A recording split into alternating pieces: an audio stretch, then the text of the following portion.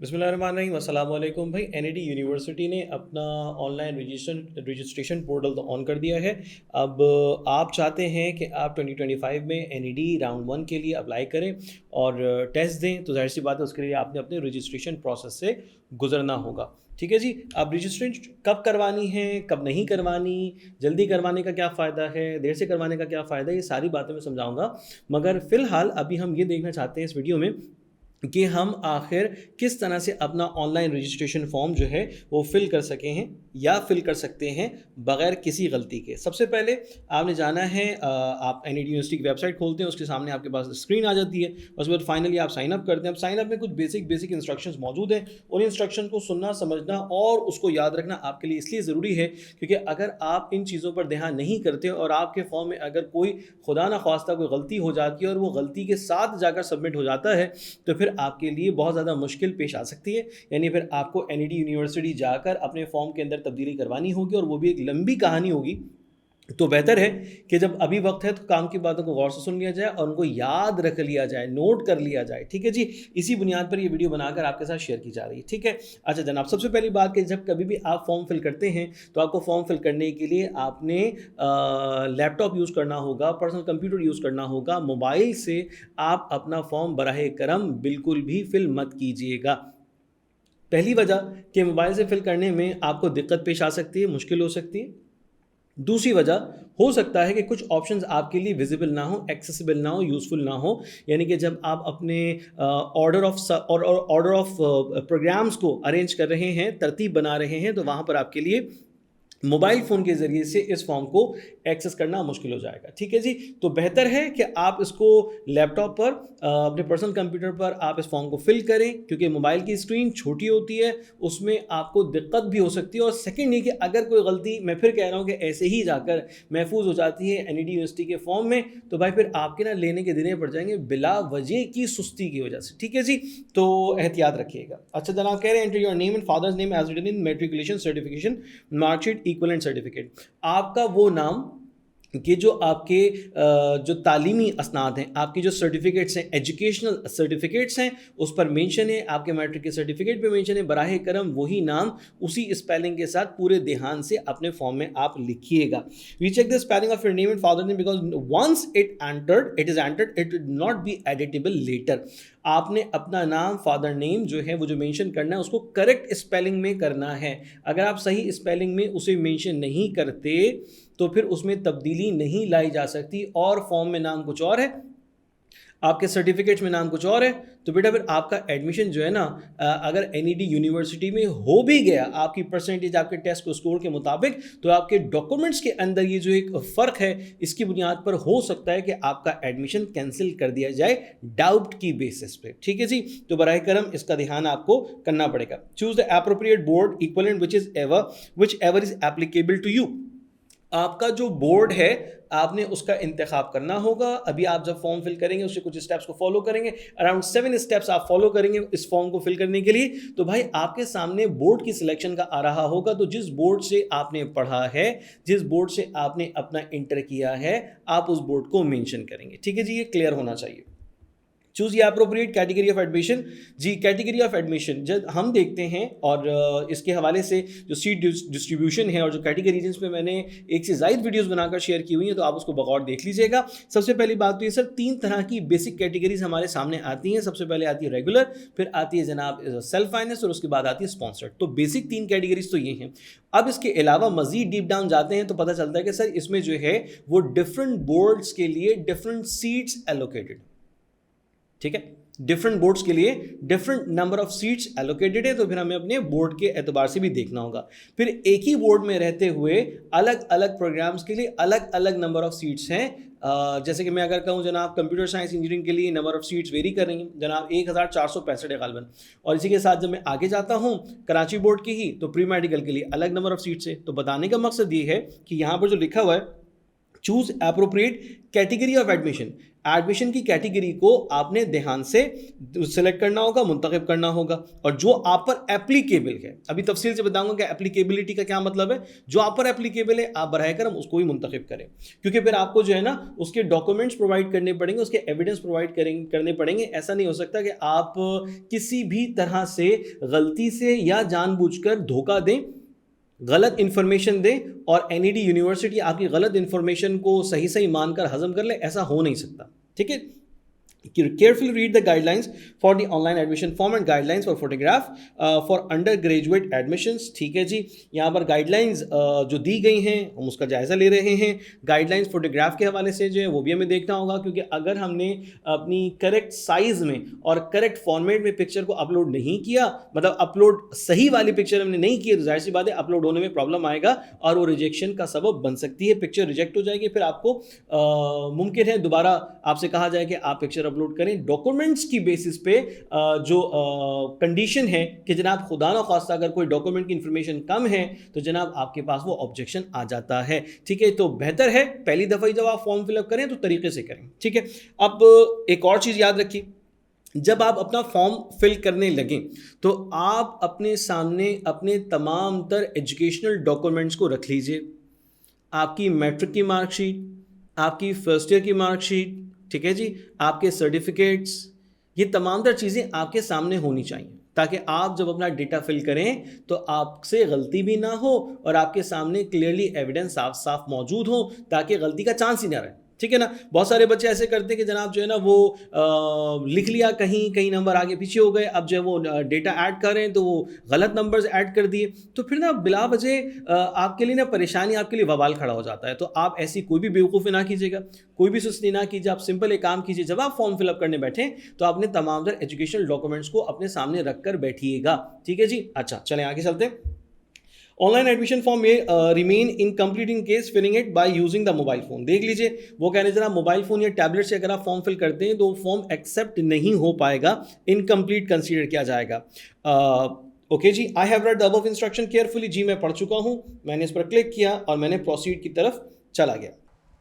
अच्छा जी, इंस्ट्रक्शंस के बाद मेरे सामने मौजूद है मुझे अपना नेम मेंशन करना है, मुझे फादर्स नेम मेंशन करना है, मुझे अपना ईमेल एड्रेस मेंशन करना है, और उसके बाद फिर मुझे अपनी डेट ऑफ बर्थ मेंशन करनी है, उसके बाद इमेज कोड लिखना है और सबमिट करवा लेना है। अभी तमाम तर इन्फॉर्मेशन यहाँ पर ऐड जब मैं कर चुका होऊंगा तो मेरे सामने मेरी जो ईमेल एड्रेस मैंने यहाँ पर रखा है, ठीक है जनाब, वो जो है उस पर एक कोड आएगा, वो मुझे कोड आगे जाकर जो है ना वो प्लेस करना होगा। तो मैं बेसिक से इन्फॉर्मेशन यहाँ पे मेंशन कर देता हूँ, ठीक है जी। और याद रखिएगा कि ये तमाम तर इन्फॉर्मेशन आपको समझाने और फॉर्म फिलअप करने के बारे में गाइड करने के लिए है। हरगिज़ भी इसका मकसद ये नहीं है कि मैं कोई as a student form fill up करके आगे फॉरवर्ड करने लगा हूँ, ऐसा नहीं है, सिर्फ आपको रहनुमाई के लिए। कौन सा ईमेल एड्रेस यहाँ पर मेंशन करना है, वो ईमेल एड्रेस कि जिस पे आपको कोड रिसीव हो, और डेफिनेटली वो ईमेल जो है वो एक्टिव होना चाहिए। जाहिर है आपके पास कोड आएगा, कोड को फिर आप जो है ना वो दोबारा से मेंशन करेंगे, तो अगर आपका ईमेल एड्रेस एक्टिव है तभी ये सारा काम हो सकता है। अगर आपका ईमेल जो है वो एक्टिव नहीं है तो कोड भी रिसीव हो जाएगा और फिर आप उसको जो है वो फॉलो नहीं कर सकते, ठीक है। आगे जाते हैं। डेट ऑफ बर्थ ये एजम्पशन पर बेस्ड है, ठीक है। ये बेसिक्स इन्फॉर्मेशन जो कि एजम्पशन पर बेस्ड है, मैंने उसको जो है वो ऐड कर दिया, सही है। और उसके बाद फिर मैं क्या करता हूँ, उसके बाद फिर मैं ज़रूर, अच्छा बेहतर ये है कि आप जो है वो ऐसी डिटेल जब आप मेंशन कर रहे हो तो आप अपने पास जो है ना सेव भी करते जाओ, ठीक है। मैंने कर लिया, सबमिट करवा देता हूँ। अच्छा वो फरमा रहे हैं जनाब has been send to your given email address, ठीक है जनाब। अब आपने चेक कर लेना है कि आपके ईमेल एड्रेस पर वो पासवर्ड आ गया है, तो अच्छी बात है। चले मैं इसको देख लेता हूँ। मैंने जाना है यहाँ पर अपना ईमेल एड्रेस, अपना जो आईडी है वो मेंशन करना है।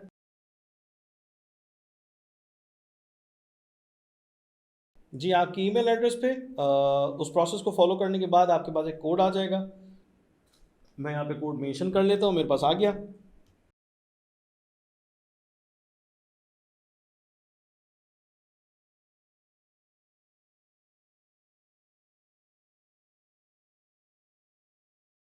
ठीक है जी, हमारे सामने ये डैशबोर्ड खुला हुआ है और इस डैशबोर्ड पर हमारे पास कुछ स्टेप्स नज़र आ रहे हैं। अब हमें स्टेप बाय स्टेप इन तमाम तरह इन्फॉर्मेशंस को फिल करना है। ठीक है जी, यहाँ पर स्टेप 1 है, स्टेप 2 है, स्टेप 3, स्टेप 4, स्टेप 5, स्टेप 6 और स्टेप 7 के बाद जो है वो एडमिट कार्ड इशुएंस का है। ऑब्वियस बात है कि जब हम 7 स्टेप्स को मुकम्मल कर लेंगे तो उसके बाद फिर प्रोसेस होना शुरू होगा और फिर जाकर जो है वो प्रोसेस होने के बाद हमारे रजिस्ट्रेशन करवाने के 3 से 4 दिन बाद जो है वो हमारी जो डॉक्यूमेंट्स है, हमारी जो फीस है, उसकी सबमिशन का हमारे पास एक नोटिस या इन्फॉर्मेशन आ जाएगी। और जब हमारे टेस्ट की डेट है, यानी कि 24 मई हमारे टेस्ट की डेट है, तो उससे तकरीबन 3-4 दिन पहले जो है वो आपके पोर्टल पे एडमिट कार्ड जो है वो इशू हो जाएगा। ठीक है जी, तो एडमिट कार्ड की तो ये कहानी है। सही है, आगे चलते हैं। सबसे पहले हम बोर्ड की सिलेक्शन की बात करते हैं। अच्छा जी, कह रहे हैं जनाब, please select your board group and domicile carefully. Anti-test preparation question sections will be different for each group. Pre-medical, pre-engineering, computer science, arts, commerce category is available for selection differ according to the selected combination of board, group and domicile. तो भाई उन्होंने कहा है कि आप बराहे करम जो भी काम कीजिए, फॉर्म फिल कीजिए, तो आप बिल्कुल तवज्जो और ध्यान से कीजिएगा, अपने बोर्ड का सिलेक्शन सही कीजिएगा, क्योंकि उसी की बेसिस पे आपका जो पेपर है वो डिज़ाइन होगा, वो आपको दिया जाएगा। और उसके साथ साथ फिर बोर्ड के अलावा आपका जो स्ट्रीम है, लाइक आप प्री इंजीनियरिंग से हैं, प्री मेडिकल से हैं, कंप्यूटर साइंस है, तो वो भी आप प्रॉपर्ली देखकर मेंशन कीजिएगा। ठीक है जी। और डोमिसाइल आपका कहां का है, ये भी जरूरी बात है भाई। डोमिसाइल आपका जो है ना सिंध का होना जरूरी है। आपने अगर सीट डिस्ट्रीब्यूशन वाली वीडियो को गौर से देखा हो तो उसमें आपको ये क्लियरली नजर आ रहा है, आपको जो है ना वो रेगुलर स्कीम में R1 से जो है ना वो तमाम तरह डिटेल शुरू हो रही है। और उसमें हो क्या रहा है, उसमें हो ये रहा है कि जनाब सबसे पहले कराची बोर्ड है, कराची बोर्ड में प्री इंजीनियरिंग कंप्यूटर साइंस के स्टूडेंट्स का आ रहा है, उसके बाद फिर कराची बोर्ड प्री मेडिकल है, फिर कराची बोर्ड कॉमर्स है, फिर कराची बोर्ड आर्ट्स है, तो ये कराची बोर्ड हो गया। उसके बाद फिर जो सिंध की दीगर बोर्ड्स हैं उनकी डिटेल वहां पर नजर आ रही है। ठीक है जी। तो जनाब बात क्लियर है कि कराची बोर्ड और इसके अलावा इंटीरियर के जो बोर्ड्स हैं उनको उनकी सीट्स एलोकेटेड हमारे सामने दिख रही हैं। उसके बाद अगर हम देख रहे हैं तो सीट्स कुछ और हैं, यानी कि वहां पर कैटेगरीज जो है वो R10 से शुरू हो रही हैं। तो वो कैटेगरीज ऐसी हैं जो कि डिफरेंट हैं, यानी हमारे स्पेसिफिक बोर्ड से नहीं हैं। तो भाई ये बात आपके जहन में क्लियरली होनी चाहिए कि अगर आप एनईडी यूनिवर्सिटी में एडमिशन हासिल करना चाहते हैं तो 95% 98% जो सीट्स हैं वो जनाब वो सिंध के लिए हैं। और अगर मैं उसमें डिवीजन सेट कर दूं उन सीट्स में से, तो भाई इसमें जो मेजॉरिटी सीट्स हैं वो कराची बोर्ड के स्टूडेंट्स के लिए नजर आती हैं। तो भाई सबसे पहली कंडीशन है कि आपका जो डोमिसाइल है वो सिंध का होना जरूरी है। ठीक हो गया जी, ये मेंशन है, ये जरूरी है। इसके अलावा फिर आपके एडमिशन के चांसेस ना होने के बराबर होंगे अगर आपका डोमिसाइल सिंध का नहीं है। अब मुझे सिलेक्ट करना है बोर्ड से पहले स्टेप 1 देख रहे हैं, select board group and domicile, select carefully as wrong selection result in cancellation of admit card. भाई जो आपके डॉक्यूमेंट्स हैं, जैसे आपके पास डॉक्यूमेंट्स हैं वैसी इंफॉर्मेशन आपने रखनी होगी। ठीक है जी। मेरा बोर्ड क्या है, इंटरमीडिएट बोर्ड कराची, बिल्कुल ऐसे ही सर, बिल्कुल ऐसा ही है। अच्छा जनाब, मेरा ग्रुप कौन सा है, जनाब मेरा ग्रुप जो है वो प्री इंजीनियरिंग है। ठीक है जी, ओके।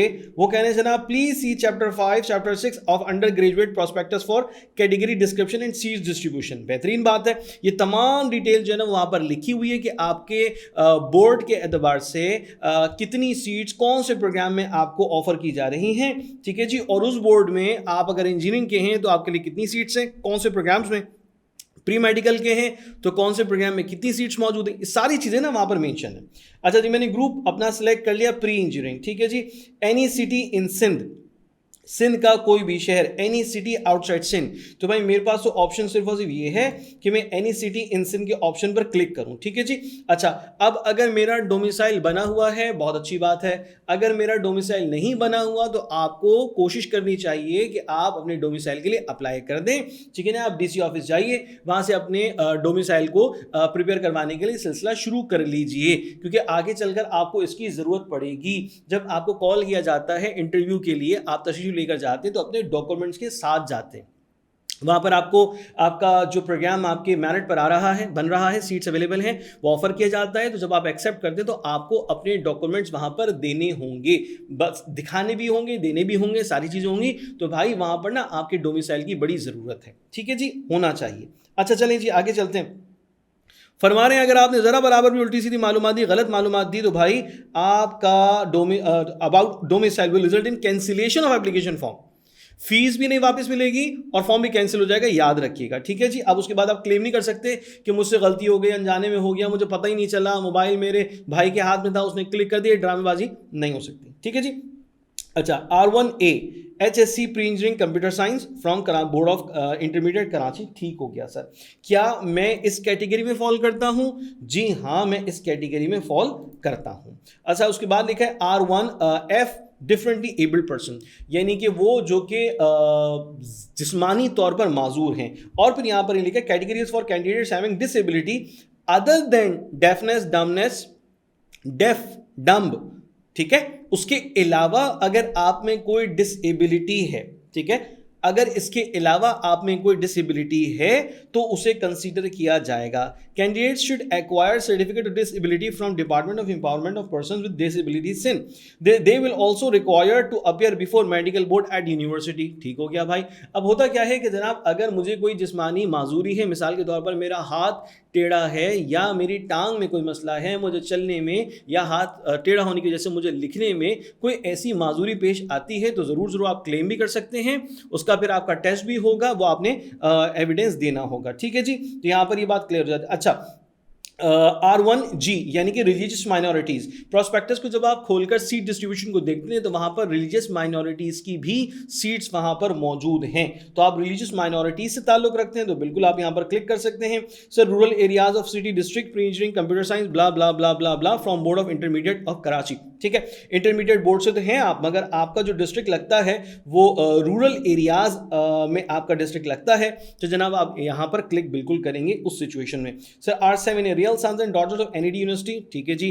NED यूनिवर्सिटी के टीचर्स के साहबजादे हैं, साहबजादियां हैं आप, ठीक है जी। आपकी टाइटल इंटाइटल्ड आप इस तरह से, तो आप इस पर अप्लाई कर सकते हैं। इसके लिए भी स्पेसिफिक प्रोग्राम्स में कुछ सीट्स मौजूद होती हैं जनाब। उसके बाद कह रहे हैं R9 outstanding sportsman. Outstanding sportsman का मतलब ये है कि आपने जो कोई भी खेल आप खेलते हैं, मिसाल के तौर पर क्रिकेट खेलते हैं, हॉकी खेलते हैं, फुटबॉल खेलते हैं, तो आपने उसको कम से कम नेशनल लेवल पे खेला हो और उसके सर्टिफिकेट्स आप शो कर सकें एडमिशन के टाइम, तो आपको आउटस्टैंडिंग स्पोर्ट्समैन की कैटेगरी की बेसिस पे भी सीट ऑफर हो रही होती हैं। Nominees of UET Lahore, nominees of UET Peshawar, ठीक है जनाब। जो नॉमिनीज होंगे, जो नॉमिनेटेड होंगे UET की जानिब से, टेक्स लाहौर की जानिब से, इसी तरह से नॉमिनीज जो नॉमिनेटेड होंगे UET पेशावर की जानिब से कि वो NED यूनिवर्सिटी में एडमिशन के लिए अप्लाई कर सकते हैं, तो बिल्कुल फिर ये सीट्स आपके लिए हैं, ठीक है। अच्छा, ये तो हो गए रेगुलर। अब देखिए रेगुलर के अंदर 10 के बाद से सीरीज मिस है, ठीक है ना। तो वो 10 कहाँ है, 10 A B C D E कहाँ होगा अभी मैं बताऊंगा। तो ये 9 के बाद 11 आ गया है। इनमें से आपकी कोई कैटेगरी बनती है तो आप उस पर क्लिक कर सकते हैं, ठीक है भाई। अच्छा, आगे चलते हैं सर। उसके बाद है SF। SF से क्या मुराद है? देखो, SF से मुराद है सेल्फ फाइनेंस। सेल्फ फाइनेंस का मतलब सिंपल है और वो ये कि सर हमें सेल्फ फाइनेंस पर अपने मामूल की फीस से ज्यादा पैसे देने पड़ते हैं।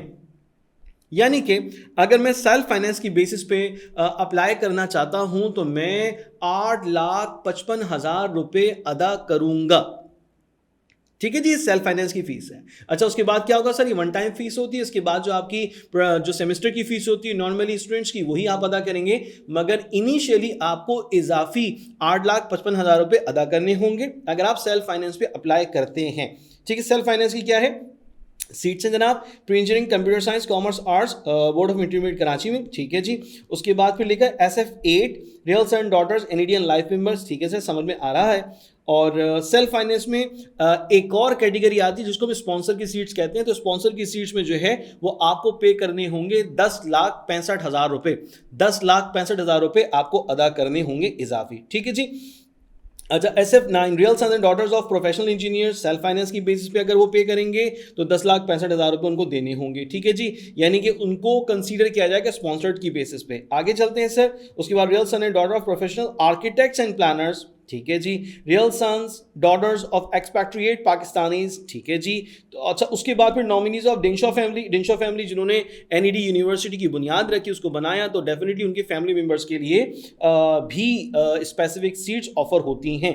इसी तरह से नॉमिनीज ऑफ SS इंटरनेशनल, ठीक है जी। स्पॉन्सर्ड सीट्स, स्पॉन्सर्ड सीट्स का आपके सामने एक अलग से पोर्शन बना है। अगर आप स्पॉन्सर्ड पर एडमिशन के लिए अप्लाई करना चाहते हैं तो आप यहाँ मार्क करेंगे। अब देखो, सेल्फ फाइनेंस का मतलब हो गया कि आपको 8,55,000 रुपए इजाफी देने हैं, स्पॉन्सर्ड का मतलब हो गया कि आपको 10,65,000 रुपए इजाफी देने। मगर क्यों दें? दिया इसलिए जाता है क्योंकि अगर रेगुलर पर एडमिशन कंप्लीट हो गए 79 पे अगर कोई प्रोग्राम क्लोज हो गया, तो आपने अगर सेल्फ फाइनेंस की सीट पर अप्लाई किया हुआ है तो आपको प्रोग्राम ऑफर किया जाएगा कि भाई आप चाहें तो सेल्फ फाइनेंस की सीट पर या आप एडमिशन ले सकते हैं। उसमें फिर क्या होगा कि आपको मेरिट जो है वो कम मेरिट पर उस प्रोग्राम में एडमिशन मिल जाएगा, मगर वो कमी बहुत ज़्यादा नहीं होती। अगर 79 पे कोई जो है वो प्रोग्राम क्लोज हुआ है रेगुलर पे, तो वो प्रोग्राम 78 या 77.7 पे जो है वो सेल्फ फाइनेंस पे क्लोज हो जाएगा, यानी क्लोजिंग उसकी ये होगी। तो बस एक इतना डिफ्लेक्शन आपको नजर आता है और उसकी बेसिस आपको अदा करनी होती है 8,55,000 रुपए। ठीक है जी। और अगर मजीद थोड़ा सा डिक्लाइन कर देते हैं इस मेरिट को, तो जनाब जो है ना वो चला जाता है 75 पॉइंट समथिंग लाइक दैट, 75.7 75.54। तो ये इतना नीचे अगर आपका बन रहा है मेरिट, तो भाई आप जो है ना वो स्पॉन्सर्ड की सीट पे अप्लाई कर सकते हैं, बिल्कुल किया जा सकता है। तो सेल्फ फाइनेंस और स्पॉन्सर्ड की जो ऑप्शन है वो इसलिए हैं ताकि आप इनसे, अगर आपका मेरिट जो है वो कम बन रहा है और आप चाहते हैं नहीं फिर भी मैं अप्लाई करूं मेरा एडमिशन हो जाए, तो भाई इस बुनियाद पर आप ऑप्शन को इस्तेमाल कर सकते हैं। अच्छा जना, उसके बाद SF11 के बाद मौजूद है R for appearing in NED entry test only. R category is for candidate expected to be nominated against reserved seats under categories। क्या फरमा रहे हैं? वो कह रहे हैं R, ये जो कैटेगरी यहाँ पर शो की जा रही है वो कौन से कैंडिडेट्स हैं? Expecting to be nominated against, यानी वो कैंडिडेट्स हैं जिनके जो तस्वुर करती है, ख्याल करते हैं कि वो नॉमिनेट हो जाएंगे। किसके लिए नॉमिनेट हो जाएंगे? 10A 10B और उसके बाद फिर 12B है, 12C है, 12D है, 12E है और या आगे तक 13E तक जा रहा है। तो भाई मैं इनके बारे में कंप्लीट डिटेल आपके साथ शेयर कर चुका हूं सीट डिस्ट्रीब्यूशन में, तो आप बराए करम उस वीडियो को जरूर देख लीजिएगा। अब सर मुख्तसरन अगर कहा जाए तो सर ये जो R की कैटेगरी है, ये कैटेगरी ज़रा मुख्तलिफ है। ये कैटेगरी ऐसी है जो कि जिससे आम तौर पर बच्चों का गहरा कोई ना ताल्लुक निकल कर नहीं आ रहा होता, या उनके लिए मोस्ट यूजफुल कैटेगरी बच्चों के लिए साबित नहीं हो पाती है। ठीक है भाई। अच्छा, admissions under the categories mark star shall only be through respective nominating authority. जनाब जो नॉमिनेटिंग अथॉरिटी है उसी की फैसला साजी की बुनियाद पर एडमिशंस मिल सकते हैं। अभी आपको स्टेरिक कहाँ का बना हुआ नजर आ रहा है सर? जहां लिखा हुआ है 10,65,000 वहां पर आपको स्टेरिक नजर आ रहा है मोस्टली। ठीक है जी। SS इंटरनेशनल पर नजर नहीं SS इंटरनेशनल पर भी है, बिल्कुल है। स्पॉन्सर सीट पर नहीं लिखा हुआ सिर्फ और सिर्फ, बाकी तमाम मोस्टली जगह पर आपको 10,65,000 रुपए के साथ स्टेरिक बना हुआ नजर आ रहा है। सर ऐसा क्यों है? ऐसा इसलिए वो कह रहे हैं कि जनाब ये यूनिवर्सिटी की बॉडी डिसाइड करेगी कि आपको उस सीट पर एडमिशन दिया जाएगा या कि नहीं, ये उनका फैसला होगा, नॉमिनेटिंग अथॉरिटी फैसला करेगी। ठीक है। अच्छा आगे चलते हैं। कह रहे हैं जनाब if you don't want to fill the required information click the home link available on the top. ठीक है। वो कह रहे हैं जनाब अगर मजीद आप इसमें इन्फॉर्मेशन आप ऐड नहीं करना चाहते तो भाई फिर आप होम पे चले जाइए। मैंने यहाँ तक कि अपनी इन्फॉर्मेशन दे दी है और मैंने ग्रुप मेंशन कर लिया, बोर्ड मेंशन कर लिया, डोमिसाइल कहाँ का ये मेंशन कर लिया है। ठीक है जी। मैंने ये तमाम तर चीज़ें करने के बाद मैं अब करवाने लगा हूँ सबमिट। अच्छा उसके बाद में क्या कह रहे हैं? अब देखिए मेरे पास ना जब मैं होम पर आता हूं तो मेरे पास ऐड रिमूव बोर्ड ग्रुप है। अभी कुछ तब्दीली अगर मुझे करनी है तो मैं कर सकता हूं, अदरवाइज तब्दीली नहीं कर सकता। मैंने देखा कि जनाब मेरा ये जो फर्स्ट वन है ये ठीक है जनाब, board of intermediate education Karachi group pre engineering domicile Sindh. ठीक है जनाब, हो गया, खैर है। उसके बाद फिर मैं देखता हूँ second step add remove categories में, तो जनाब मैं ठीक है you have selected categories done है। मैं यहाँ पर मुतमईन हूँ कि मैंने अपना काम सही कर लिया है, तो मैं बेसिक इन्फॉर्मेशन यहाँ पर ऐड करना शुरू करता हूँ। जो इन्फॉर्मेशन मैं ऑलरेडी दे चुका हूँ वो यहाँ पर लिस्टेड है। मजीद इन्फॉर्मेशन पर हम जाएंगे। अच्छा मजीद इन्फॉर्मेशन में क्या है? CNIC नंबर है, रिलीजन है, सिटी डिवीजन कराची ऑब्वियसली यहाँ पर मौजूद है, प्रेजेंट एड्रेस जहां पर आप इस वक्त रह रहे हैं वो प्रेजेंट एड्रेस है। उसके बाद है आपका परमानेंट एड्रेस जहां पर आपकी रिहाइश मुस्तकिल है। ठीक है। आमतौर पर यह होता है कि लोगों का प्रेजेंट एड्रेस और जो परमानेंट एड्रेस है वो ऑलमोस्ट सेम होता है, एक ही होता है, तो आप एक ही चीज मेंशन कर सकते हैं। फिर उसके बाद यहां पर टेलीफोन नंबर बिल्कुल ठीक है मेंशन किया जाएगा, और कैसे किया जाएगा? विद योर सिटी कोड आपका क्या है उसके साथ। ठीक है। सेल नंबर लिख दें। अगर टेलीफोन नंबर नहीं है, मोस्टली अब लोग जो टेलीफोन इस्तेमाल नहीं करते, तो फिर आप जो वो अपना मोबाइल नंबर मेंशन कर दीजिए या दोनों ही मेंशन कर दीजिए, डजंट मैटर। अच्छा डिसेबिलिटी अगर कोई है, अगर कोई माजूरी है, ठीक है जी, तो आप करेंगे यस, और अगर नहीं है तो फिर आप करेंगे नो, ठीक है जी। यहाँ पर ऑलरेडी नो नजर आ रहा है, ठीक। उसके बाद enter following information in case supported by guardian and not father. अब सवाल ये कि गार्जियन किसे कहते हैं? अगर आपके खुदा न खास्ता किसी तालिब इल्म के वालिद हयात ना हो तो उनकी कफालत कौन कर रहा है? कफालत का काम वालिद का है, वालदा का नहीं है, बेसिकली वालिद का है। अगर वालिद हयात नहीं है तो फिर वालदा कफालत करती हैं, या फिर कोई मामू हैं, या फिर कोई चाचू हैं जो कि आपकी तमाम तर फाइनेंसिंग करते हैं, तो वो आपके गार्जियन के तौर पर कंसीडर किए जाएंगे। अगर कोई गार्जियन है, क्या कह रहे हैं, enter following information in case supported by guardian. अब अल्लाह का शुक्र है मेरे वालिद मोहतरम हयात हैं, बिल्कुल हैं, वही मेरे वो मेरे वालिद हैं, वो मेरी तमाम तर ज़रूरियात को पूरा करते हैं, तो भाई गार्जियन वाला कॉलम फिर आपके लिए नहीं होगा, नहीं होगा, ये याद रखिएगा, ठीक है जी। अगर हयात नहीं है तो फिर गार्जियन वाला जो पोर्शन है वो आपको फिर फिल करना पड़ेगा, ठीक है। क्योंकि ऐसा हो नहीं सकता कि किसी बच्चे की फाइनेंशियल असिस्टेंस ना हो रही हो और वो बस पढ़ रहा है, ऐसा कैसे हो सकता है? कोई ना कोई उसको जरूर कफालत उसकी कर रहा होगा, कोई ना कोई उसका कफील बना हुआ होगा, कोई ना कोई उसकी रिक्वायरमेंट्स को पूरा कर रहा होगा, ठीक है ना। अच्छा जी, चलें, मैं कुछ चीजें एजम्पशन की बेसिस पे यहां पर फिल कर देता हूं, ठीक है ना। ठीक है जी, ये मैंने एक एज्यूम जो है ना वो मैंने नंबर सेलेक्ट कर लिया। अच्छा, उसके बाद करें रिलीजन इस्लाम, ठीक है जी। डिवीजन कराची, समझ में आ रहा है सर। प्रेजेंट एड्रेस क्या है मेरा?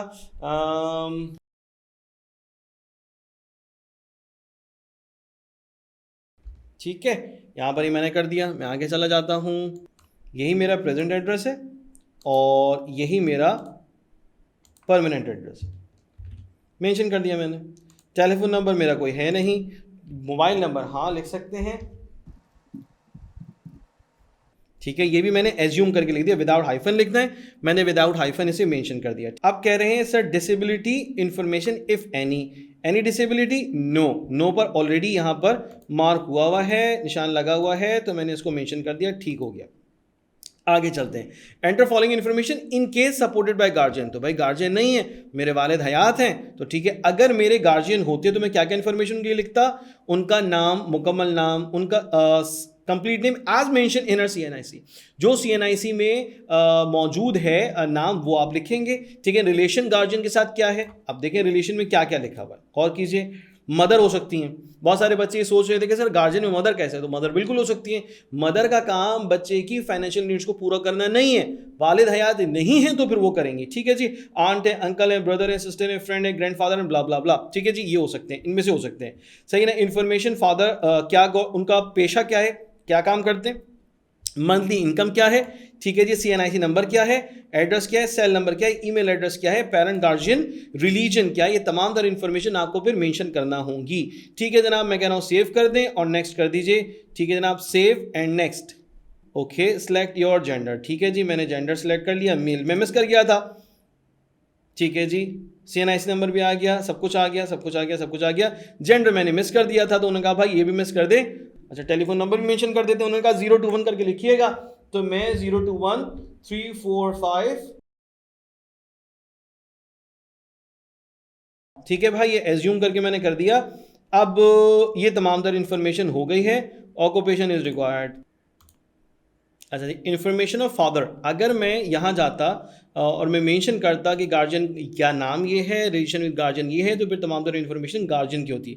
मगर यहाँ पे इन्फॉर्मेशन ऑफ फादर, तो ठीक है मैंने मेंशन कर दिया। बिजनेस है, ठीक है जी। Number of dependents, here mention number of people being supported by your father, ठीक है जी। तो कितने अफराद हैं भाई? हम 5 हैं, ठीक है ना। ओके, मंथली इनकम कितनी है? 1,00,000 रुपये है, ठीक है जी। अच्छा, उसके बाद फिर सीएनआईसी मेंशन कर देते हैं। अच्छा, एड्रेस, एड्रेस भी मेंशन कर देते हैं। ईमेल एड्रेस मेंशन करना ज़रूरी है। स्टैटिक बना हुआ है, हमें शायद ये मेंशन करना ज़रूरी है, बट लेट्स सी, देखते हैं अगर ये ज़रूरी ना हो तो। ज़रूरी होगा, क्योंकि स्टैटिक बना हुआ है तो उसका मतलब ज़रूरी होगा, ठीक है जी। अच्छा जी, मैंने फिर एज्यूम किया, ठीक है भाई। बेसिक इन्फॉर्मेशन हमारी कंप्लीट हो गई, बेसिक इन्फॉर्मेशन वाला स्टेप हो गया। अब चले जाएं क्वालिफिकेशन पे। फरमा रहे हैं जनाब, field mark static are mandatory, ठीक है। ईयर पासिंग कौन सा है? मैं पैदा हुआ हूँ 2007 में, तो 2000 क्या पूछ क्या रहे हैं वो, पहले तो ये देख लो पासिंग मैट्रिक कितना है। मैट्रिक में कब हम पास हुए हैं, तो भाई मैट्रिक में हम कर लेते हैं 2023 कर लेते हैं। चलें ठीक है, मैट्रिक का मेरा इंस्टीट्यूशन क्या था जहाँ से मैंने मैट्रिक किया है, या ओ लेवल स्कूल क्या था ये बताना होगा, तो भाई मैं बता देता हूँ, उस्मान पब्लिक स्कूल मान लेते हैं ये है, ठीक है जनाब। एज मेंशन ऑन मार्कशीट, ठीक है। ऑब्टेन कितने किए हैं, ऑब्टेन कितने किए हैं और टोटल कितने थे, ठीक है ना। ऑब्टेन कितने किए हैं और टोटल कितने थे, ये दोनों बताने हैं, सही है जी। उसके बाद HSC या equivalent examination DAE diploma associate engineering का अगर किया है तो वो बताना होगा, सही ना। HSC है तो HCC बताना होगा। तो कहना है board of intermediate education Karachi, बिल्कुल सही है सर। HSC प्री इंजीनियरिंग, ठीक है जी। HSC equivalent DAE college institute कहाँ से किया है जनाब, दिल्ली कॉलेज से किया है, हाँ भाई दिल्ली कॉलेज से किया है, गवर्नमेंट दिल्ली कॉलेज कर देते हैं। गवर्नमेंट का ये जाहिर सी बात है, हमारा थोड़ी है, गवर्नमेंट दिल्ली कॉलेज, ठीक है। आई हैव पास्ड, अच्छा क्या कह रहे हैं, I have passed HSC part 2, क्या मैंने ऐसा किया है, नहीं ऐसा तो नहीं किया। I will pass HSC part 2 examination in year, मैं करूंगा, अभी तो मैंने किया ही नहीं, तो मैं कब करूंगा, 2025 में करूंगा। अगर मेरा ईयर जो है, मतलब मैंने जो है ना वो सेकेंड ईयर के एग्जाम्स लास्ट ईयर दे दिए थे, इंप्रूवमेंट दी है या कुछ और रीज़न है, तो भाई मेरा जो लास्ट ईयर का रिजल्ट है ना वो कंसीडर किया जाएगा, मेरा लास्ट रिजल्ट कंसीडर किया जाएगा, याद रखिएगा। फिर आप क्या करेंगे, 2024 और अर्लियर आप मेंशन उस पर मार्क करेंगे। अगर आप ऑलरेडी आपके इंटर का रिजल्ट आपके पास है तो उसी सूरत हो सकता है कि आप जो वो पिछले साल में आपने इंटर किया, पिछले साल में आपके सेकंड ईयर के एग्जाम्स का रिजल्ट आ गया था, तो उसी सूरत में मुमकिन हो सकता है, ठीक है। और अगर आप इस साल बैठकर सेकंड ईयर के एग्जाम्स की भी तैयारी करें, भी आगे चलकर देंगे, तो भाई फिर आप 2025 यहाँ पर मेंशन करेंगे, सही हो गया जी। आगे चलें, आगे चलते हैं, इंतजार किए बगैर कह रहे हैं sir year of HSC part 2 equivalent exam, ठीक है 2025 पार्ट 2 कह रहे हैं। उसके बाद फर्स्ट ईयर में मेरे क्या नंबर थे, फर्स्ट ईयर में मेरे थे 850, मैं सारे चीज़ें ना एज्यूम करके कर रहा हूँ, ठीक है जनाब। टोटल कितने थे फर्स्ट ईयर में, मेरा ख्याल है 1000 ऐसे ही कुछ। चलें आगे जाते हैं, part 1 seat number, part 2 seat number, वो तो है ही नहीं ना, तो पार्ट 1 सीट नंबर तो मैं चलो मेंशन कर सकता हूँ 213675, चलो मान लिया ये गलत है, ठीक है। अच्छा उसके बाद क्या, HSC part 1 marksheet number, marksheet आपके पास मौजूद है। मार्कशीट के अगर आप ऊपरी सतह को देखते हैं तो उसके कॉर्नर पर जो है राइट साइड पे आपको जो है वो पार्ट मार्कशीट नंबर मिल जाएगा, तो आप उसको वहां से जरूर मेंशन कर सकते हैं। हाफिज कुरान अगर कोई बच्चा है तो वो लिखेगा यस, और अगर नहीं है तो वो लिखेगा नो। हाफिज कुरान के 15 से 20 नंबर तकरीबन 20 नंबर जो है वो बच्चे के अपनी एकेडमिक स्कोर में ऐड कर दिए जाते हैं, और वो ऐसे ऐड नहीं होते। आपने हाफिज कुरान है तो आपको वफाकुल मदारिस की सनद पेश करना होगी यूनिवर्सिटी में, और आपका फिर टेस्ट होगा राउंड 2 के बाद, फिर उस टेस्ट में आप या तो पास होंगे या फिर फेल होंगे, यानी कि पूरे के पूरे 20 नंबर मिल जाएंगे या फिर आपको 0 मिलेगा, ठीक है जी। दोनों कैफियत हो सकती हैं। बहरहाल अगर आप हाफिज कुरान हैं तो फिर आप यस कर दीजिएगा, नहीं है तो नो कर दीजिए, तो मैंने नो कर दिया। Have you appeared in additional papers of HSC, अगर आपने कोई एडिशनल पेपर दिया है जो है ना वो HSC का, तो आप यस कर देंगे, नहीं दिया तो फिर आप नो कर देंगे। If you don't want to fill required information click the home link available above, ठीक है जनाब। आगे चलते हैं, save and next, please enter your marksheet number. क्या करूं मार्कशीट नंबर का, मेरे पास तो मार्कशीट ही नहीं है, तो मैं चलें एज्यूम कर लेता हूं एक बार फिर से 456374 ऐसे ही मैंने लिख दिया, ठीक है। अच्छा HSC पार्ट 1 में मेरे यहाँ पर मार्क्स होने चाहिए थे 550, यही ऑब्जेक्शन था भाई। चले आगे चलते हैं, ये भी काम हमारा हो गया। स्टेप 5 अब हमारा है क्वालिफिकेशन का काम हो गया, तमाम तर इन्फॉर्मेशन। अब देखिए मैं तो सिर्फ आपको जो है ना वो फॉर्म फिलअप करने का तरीका समझा रहा हूँ, आपने क्या करना होता है, आपने ये सारी चीज़ ना बिल्कुल प्रॉपर बिल्कुल करेक्ट इन्फॉर्मेशन आपको वहाँ पर जो है वो मेंशन करनी होती है, ठीक है जी। अब यहाँ पे आपके सामने कुछ ना ऑर्डर मौजूद है, यानी कि जिस तरतीब से आपको जो है वो एडमिशन आपका कंसीडर किया जाए जिन प्रोग्राम्स में, तो जनाब वो आपको सबसे पहले ऊपर रखने हैं, ठीक है जनाब। Computer science and information technology, भाई इसके बारे में हर कोई बच्चा कहता है कि ये तो मैं रखूँगा सबसे पहले टॉप प्रायोरिटी पे, ठीक है ना। अच्छा उसके बाद यहाँ पर मौजूद है कंप्यूटर सिस्टम इंजीनियरिंग, ओके उसके बाद फिर क्या है, मैनेजमेंट मटेरियल सॉफ्टवेयर इंजीनियरिंग। भाई लोग कहते हैं सॉफ्टवेयर इंजीनियरिंग भी जाएगा सबसे ऊपर, बिल्कुल सही है। अच्छा जी, उसके बाद फिर क्या फरमा रहे हैं, सॉफ्टवेयर इंजीनियरिंग के बाद अगर मैं और कोई फील्ड देखता हूँ तो जनाब सिविल इंजीनियरिंग और सिविल इंजीनियरिंग थर इंस्टीट्यूट यानी कि थर में जो एन यूनिवर्सिटी का कैंपस है वहाँ के हवाले से वो बता रहे हैं, सही है ना। अच्छा, फिर मुझे और कंप्यूटर में कंप्यूटेशन फाइनेंस नहीं, और मैं क्या फील्ड ले सकता हूँ, अपनी प्रेफरेंस को कैसे सेट कर सकता हूँ, मैं प्रेफरेंस यहाँ सेट कर देता हूँ कुछ ऐसे। मज़े की बात है कि यूनिवर्सिटी ये सारी चीज़ें खुद डिसाइड करती है, हमें तो सिर्फ और सिर्फ खाना पूरी के लिए ये काम दिया गया और इसकी कोई वजह नहीं समझ में आती, ठीक है ना। अब क्या मतलब हुआ सर, देखें ना, अगर आप आर्टिफिशियल इंटेलिजेंस की बात करें, सीएस की बात करें, साइबर सिक्योरिटी की बात करें, डेटा साइंस की बात करें, गेमिंग एंड एनिमेशन की बात करें, तो इसका फैसला तो खुद यूनिवर्सिटी करेगी। तो हमारी कोई प्रायोरिटी थोड़ी वहाँ पे चलेगी, हमारा मेरिट क्या है ये मैटर करता है, हमारा जो ओवरऑल मेरिट बन रहा है वो मैटर करता है, प्रोग्राम की क्लोजिंग किस मेरिट पर हो रही है वो मैटर करता है, ठीक है जी, हमने स्पॉन्सर के लिए सेल्फ फाइनेंस के अप्लाई किया था या नहीं किया था ये मैटर करता है, ये सारी चीजें मैटर करती हैं। तब कहीं जाकर आपको जो प्रोग्राम जो ऑफर किया जाता है उसके बाद फाइनली आप जो है वो उन प्रोग्राम्स को जो ऑफर किया जा रहा है उनमें से किसी एक को आप मुंतखब कर लेते हैं। तो ये हमारी एक फॉर्मेलिटी है जो पूरी हो जाती है जनाब, ठीक है। अपलोड फोटोग्राफ, ठीक है जी, फोटोग्राफ अपलोड कर देते हैं। अब कहाँ से करें भाई, अब वो बता रहे हैं ऐसी कोई तस्वीर आप नहीं रखेंगे ग्लासेस पहन के, कैप पहन के, इंतहाई फीके कलर की तस्वीर, पीछे ट्रॉफी नज़र आ रही है, पता नहीं कौन सी जो है वो जीत ली है जंग, ठीक है ना, कुछ इस तरह की तस्वीर बराह करम ना हो, बिल्कुल सिंपल सिंपल ऐसी हो।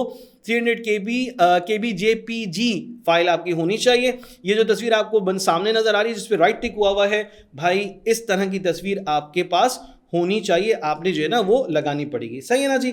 चूज फाइल, अब मैं फाइल कहाँ से चूज करूँ, फाइल में चूज कर लेता हूँ यहाँ से, ठीक है, मैंने फाइल चूज कर ली और मैंने उसके बाद अपलोड कर दी, अपलोड हो गई file, file has been uploaded successfully, शुक्र है भाई मेरी ये तस्वीर अपलोड कर दी गई है, ठीक है जी।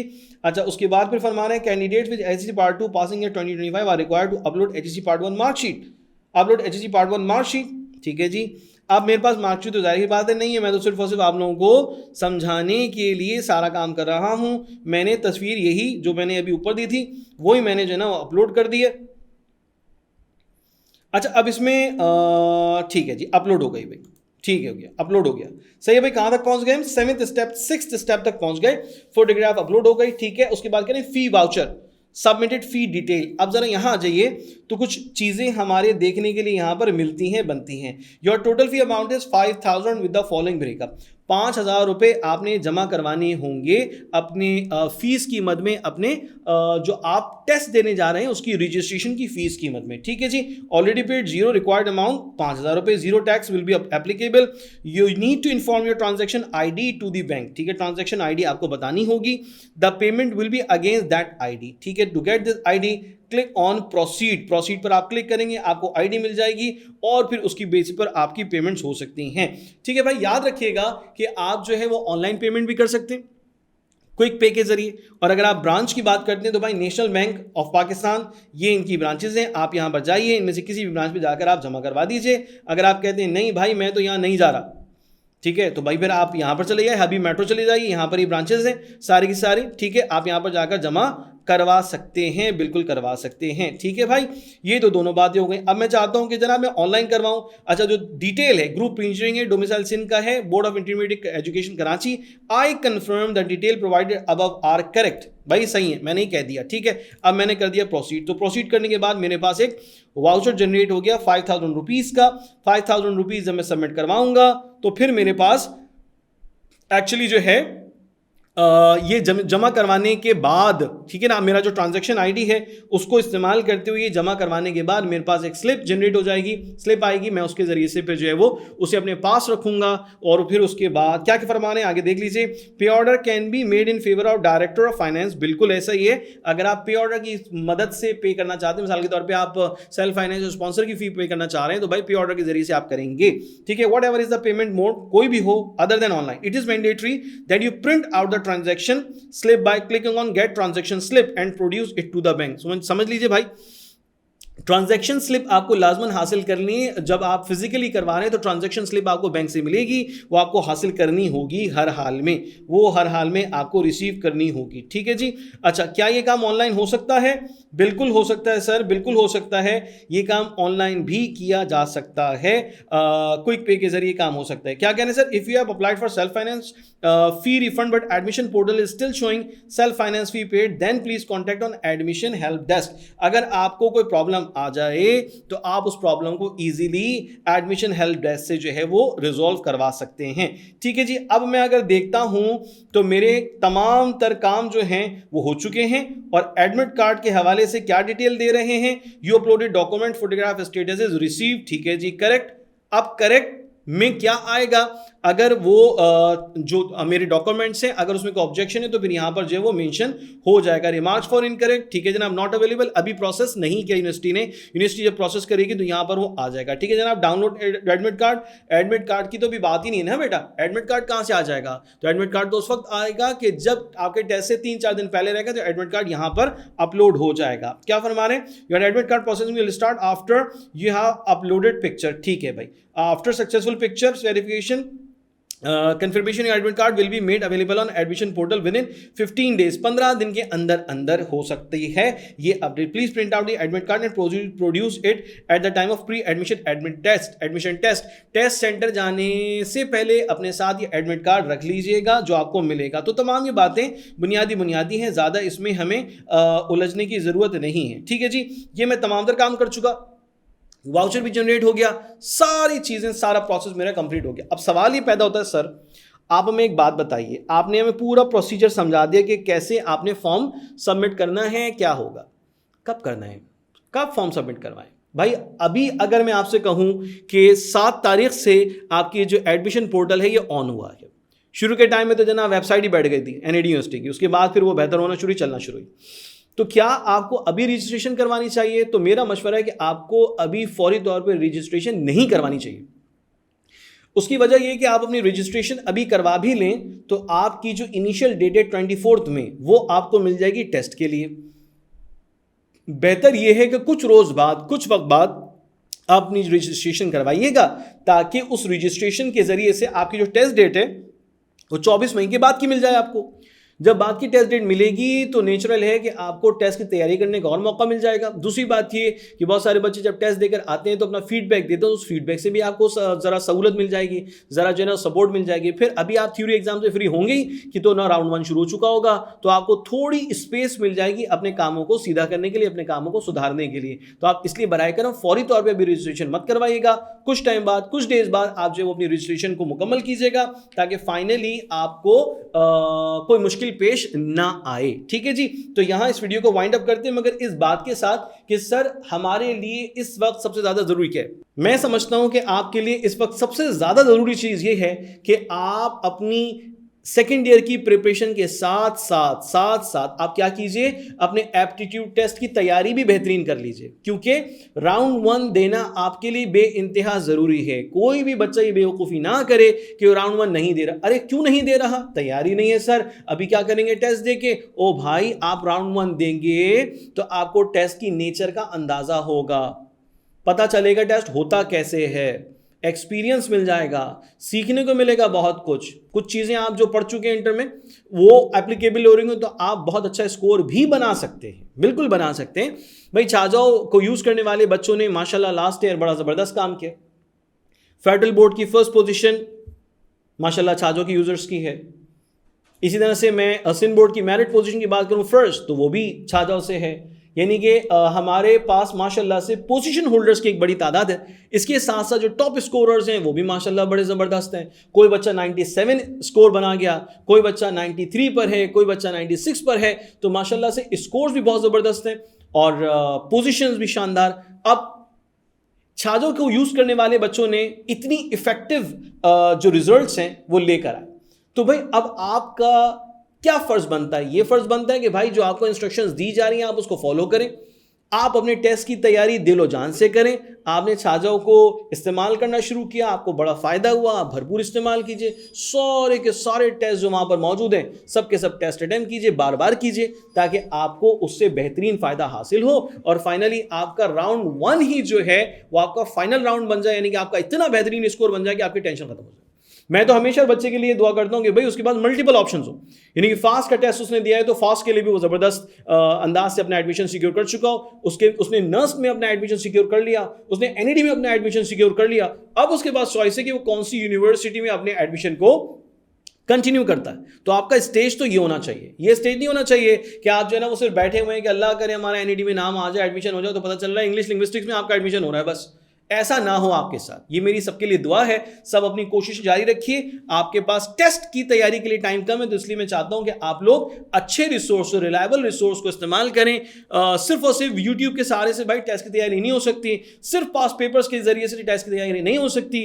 आपने पढ़ना है, आपने समझना है, आपने सीखना है, आपने एमसीक्यूज को अटेम्प्ट करना है। मैं कहता हूं छाजाओं का सबसे बड़ा फायदा बच्चों को यह मिला और मिल रहा है माशाल्लाह, कि वो टेस्ट अटेम्प्ट कर सकते हैं। सिर्फ और सिर्फ कहानियां नहीं सुननी है ना बैठ के, टेस्ट अटेम्प्ट करने का मौका आपको मिल रहा है। उसमें आपको एक स्पेसिफिक टाइम मिल रहा है, उसमें साथ साथ आपको वीडियो सोल्यूशन मिल रहा है, उसमें आपको रिकॉर्डेड लेक्चर्स मिल रहे हैं। यानी आपके लिए छाजाओ एक अल्टीमेट प्रिपरेशन बैंक है जहां से आप अपने बेस्ट काम कर सकते हैं। ठीक है जी, तो अपने इस तमाम तरह इंफॉर्मेशन को इस्तेमाल कीजिएगा, शेयर कीजिएगा। थैंक यू, जज़ाकल्लाह।